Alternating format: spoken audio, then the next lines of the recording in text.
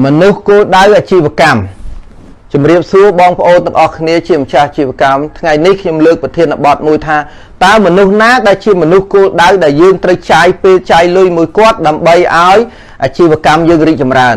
ជាទូទៅម្ចាស់អាជីវកម្មស្រុកខ្មែរយើងអត់ស្គាល់ថាអ្នកណាជាមនុស្សគោលដៅអ្នកណាមិនមនុស្សមិនគោលដៅ target people និង non target people ចឹងស្អីទៅ target people មនុស្សគោលដៅ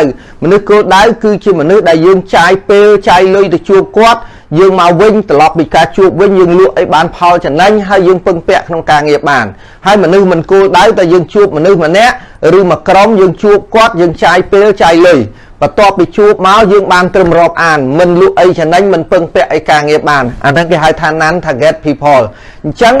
មនុស្ស target people នឹងហើយដែលមនុស្សដែលយើងត្រូវ care គាត់ត្រូវចាយលុយមួយគាត់ត្រូវចាយពេលមួយគាត់ដើម្បីឲ្យអាជីវកម្មយើងជោគជ័យទៅបានតើមនុស្ស target people ហ្នឹងគោលដៅអាជីវកម្មហ្នឹងមានប្រមាណ10 target មានប្រមាណប្រភេទដែលយើងត្រូវថែរក្សាគាត់អញ្ចឹង target people ហ្នឹងយើងមើលទាំងអស់គ្នាជាមាន5ប្រភេទដែលយើងត្រូវពេលចាយលុយជាមួយគាត់ដើម្បីឲ្យអាជីវកម្មយើងរីកចម្រើនទី1គឺបុគ្គលិកយើងណានឹងបុគ្គលិកយើងពេលខ្លះអ្នកខ្លះធ្វើបុណ្យធ្វើទានអូយធ្វើបុណ្យធ្វើតខណ្ឌរហូតជាឆ្ងល់ថាអញធ្វើបុណ្យច្រើនដែរហេតុអីបានជាអត់បានបុណ្យបាទយើងធ្វើបុណ្យជាទូទៅតែអ្នកដែលមកជួយយើងរាល់ថ្ងៃបុគ្គលិកយើងធ្វើការល្អចង្អប់ហ្នឹងអត់ថែមគាត់មួយអាទិត្យ10000អីសាយសោះបើយើងថែរក្សាបុគ្គលិកយើងឲ្យបានល្អ GM យើង CEO យើងបានល្អអ្នកនេះហើយដែលធ្វើឲ្យអាជីវកម្មយើងរីកចម្រើនបូកនឹងគ្រូបង្វឹកដូចខ្ញុំផងនឹងមកជួបពេលមកជួបខ្ញុំផេលុយឲ្យខ្ញុំនឹងរុញឲ្យ business យើងមានភាពរីកចម្រើនចឹងយើងចាយជាទូទៅធ្វើបុណ្យជាមួយអ្នកសុំទានស្អីវាមិនខុសទេប៉ុន្តែ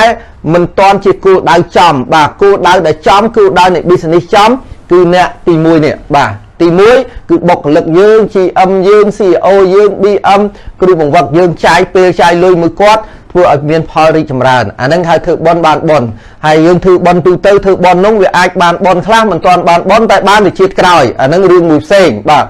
យើងចង់បានបុណ្យលះគឺយើងធ្វើជាមួយមនុស្សដែលគោលដៅនៃអាជីវកម្មយើងបានបុណ្យលឿនបាទទី2យើងមានពេល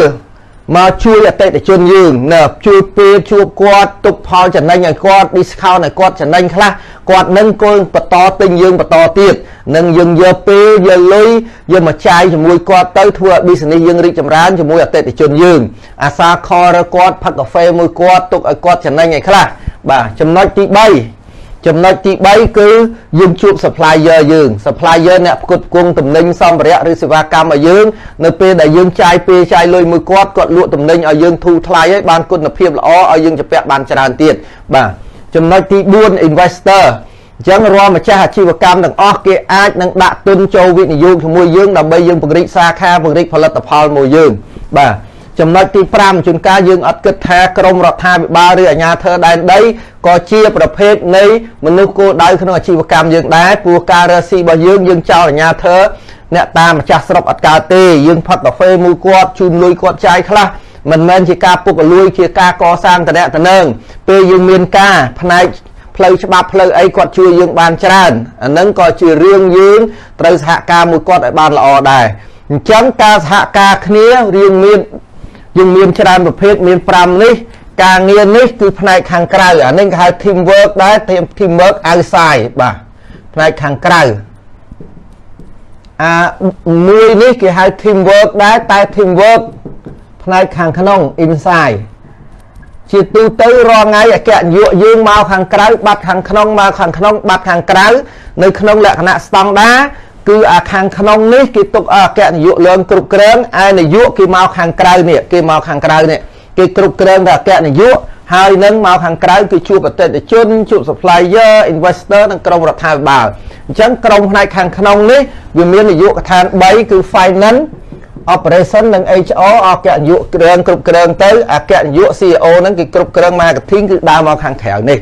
ដើម្បីអាជីវកម្មយើងទៅមុខបានល្អអគ្គនាយកអាចគ្រប់គ្រងបានទាំងពីរទាំងក្រៅទាំងក្នុងក្នុងអគ្គនាយកគ្រប់គ្រងអគ្គនាយករើគាត់ប្រមូលព័ត៌មានរាល់ថ្ងៃមកហើយគាត់ដើរខាងក្រៅដើម្បីឲ្យតំណែងក្នុងសង្គមបានល្អធ្វើឲ្យ business យើងមានភាពរីកចម្រើនអរគុណច្រើនបងប្អូនទាំងអស់គ្នាដែលបានចូលរួមស្ដាប់អញ្ចឹងបើបងប្អូនយល់ដល់នីតិវិធីដូចខ្ញុំបាននិយាយយើងចាយលុយនិងចាយពេលចំមនុស្សគោលដៅធ្វើអាជីវកម្មយើងរីកចម្រើនបើបងប្អូនចង់ដឹង វីដេអូថ្មីដែលជា real practice ដែលជាបទពិសោធន៍ខ្ញុំជាង40ឆ្នាំនេះអ្នកទាំងអស់គ្នាខ្ញុំមាន page មាន YouTube មាន TikTok អំណោយទានជួយ like ជួយ subscribe ផងជាប្រយោជន៍របស់យើងទាំងអស់គ្នាបាទអរគុណច្រើនដែលបានចូលរួមបាទ